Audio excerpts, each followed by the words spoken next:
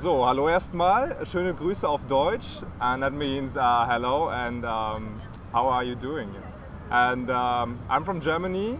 We're here in the Battery Park right now. And yeah, I'm here with a big group of landscape architects. We're from Germany.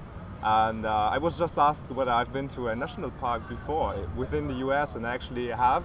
I've been to Yosemite and the Redwood, where the redwoods are, and yeah, and like the coolest thing I can remember in Yosemite was the waterfall, and it's been pretty. My dad and I, we actually got up.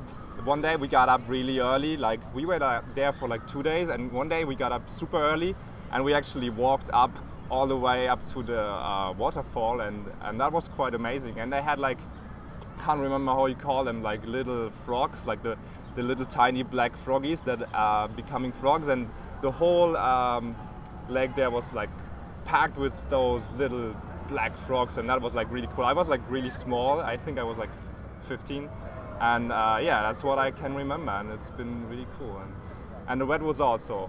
We actually did like this trip all across the west coast of the US, and we've been to Arizona, Nevada, Utah, and California. And the redwoods were like really amazing too. And yeah, that's my story.